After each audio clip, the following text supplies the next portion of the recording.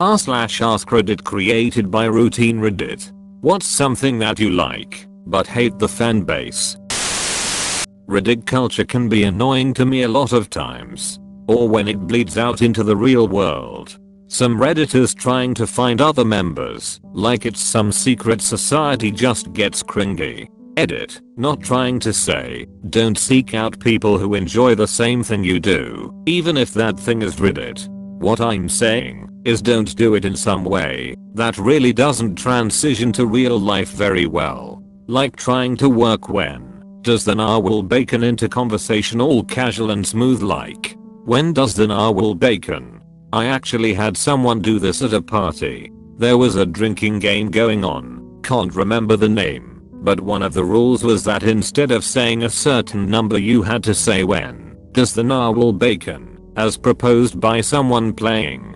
It's like, no one is fooled by your secret little handshake. Just freaking say you use Reddit if you want to find other redditors to banter about with. Edit, the game was Cheers Governor, or Gentleman, if you prefer. I'm a barber and openly talk about crap I see on Reddit all day with all sorts of people. Literally everyone I've met knows what Reddit is, and most people use it. The whole acting like it's a secret society bullcrap is so tired. I mean dang, they made it so people have actual freaking profiles now. In my opinion it's taken over Facebook, or at least with the demographic I deal with. I don't know too many people that actively use Facebook that much anymore, but most people I know are at least aware of crap that's on the general, or popular, front page of Reddit. Witty response r/subreddit name edit, thanks for the gold, kind stranger. Edit 2, wow, platinum. I didn't expect my most gilded comment to be about a mo. The more specific the subreddit, the better it is. Subreddits like r/Titanfall and r/Fire Emblem Heroes have generally good communities, while subreddits like r/MurderEdBigWoods and r/MadLuds are chock full of here's the same post you saw yesterday, and the comments are all the same, or calling out op for posting stuff. Heck, even r/WholesomeMemes gets on my nerves, because the no repost rule is rarely followed. I constantly see that wholesome spider meme when it's been reposted well over a few hundred times. The best subs are the ones that are small about a hobby you like. For example r/anim is just crap, but specific subs for different animes are really great. Doctor Who and Sherlock. I used to really casually enjoy these things, but the amount of weirdness around people who are obsessed with the two of these things turned me off of it quite a bit. Add in Supernatural, and you've got a boiling pot of fandom crazy, the Superherlockians.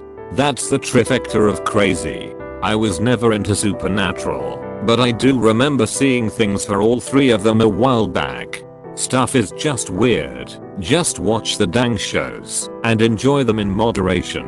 Most things that have large fan bases, on Tumblr especially, tend to have really ridiculous fans. I've watched Supernatural since the beginning, but never got into the fandom, because it was just arguing and incest ships.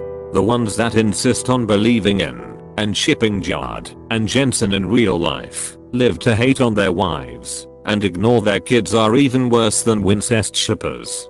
Those people sincerely frighten me. Some of them are practically stalking the actors. Like, comment, and subscribe for daily AskReddit videos. Rick and Morty. I love the show but some of the fans are really weird. I actively avoided watching the show for a long time because of how stupid their fan base came across. When I finally did, it became one of my all-time favorites. You're just not gonna catch me squirming on a McDonald's floor yelling about Szechuan sauce.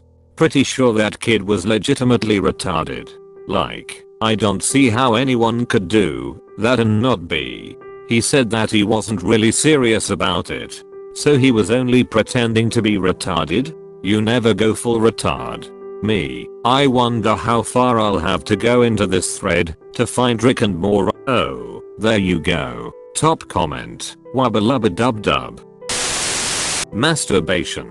I enjoy a good old wank as much as anyone. but the real enthusiasts who collect the memorabilia and go to all the conventions just give me the creeps. Wait, what? I'm just saying I'm only a hobbyist masturbator. Like if I'm home and bored I'll treat myself to a cheeky tug, but I don't get the real geek culture surrounding it. The guys who collect the autographs of the pros or take a whole summer out to tour around following a convention and attending every event.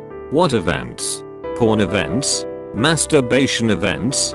Masturbation events. You know the sort of thing. They have Q&A panels, stalls selling memorabilia, professionals, and record holders giving lectures or signing autographs, people in masturbatory cosplay. Not my cup of tea at all. Never heard of that. Sounds weird. Wikipedia.org/masturbatathon. Enough internet for today. This is one link that will stay light blue for me. If you spend enough time in a fan base eventually you'll hate it, so all of them. This is so true. I used to be in a ton of fandoms, grew disillusioned, and now just occasionally interact with it, but not as much as I used to. Doctor Who. Still a good show, but I can't watch it without thinking of Hovians. I can't read Hovians without conjuring up a wholesome image of mass group of adults obsessed with Dr. Seuss and the Hoville town who call themselves the Hovians of Hoville, and only ever speak in weird corny rhymes. I have never heard of that. That's bizarre. I don't think it's an actual thing, but my brain says it should be. Specifically people obsessed with Horton Hears a Who. It would make me happy. The Nightmare Before Christmas and other Tim Burton-esque films. This fan base was larger back in the early 2000s when the emo platforms of old were prolific with fanfic posts and badly drawn art and low-res screenshots pasted with animated glitter love heart stickers. Nowadays it's not so prominently featured on social medias, but I know more than a fair few full-grown adults that still fawn over Jack Skellington and Sally in the most cringe-worthy ways. My ex-wife was absolutely obsessed with this movie. It was so much that it kinda made me dislike the movie. If you want to see someone else that is absolutely obsessed with The Nightmare Before Christmas, here is a YouTube video of someone reciting the entire movie from memory in one take. I'm sorry. My neighbors are probably going to think I'm crazy. Just calling them as they see them. God, that gives me such flashbacks to my goth ex.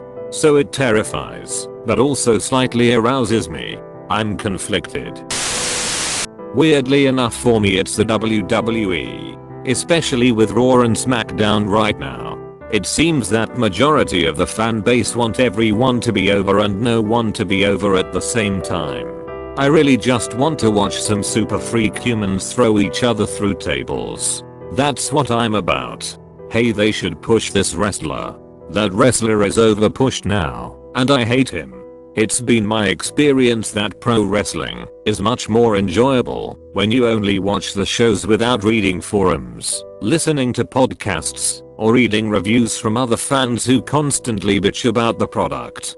They are never happy, no matter who's going over and who isn't. I'll decide for myself if WWE is enjoyable or not. No one hates wrestling more than wrestling fans.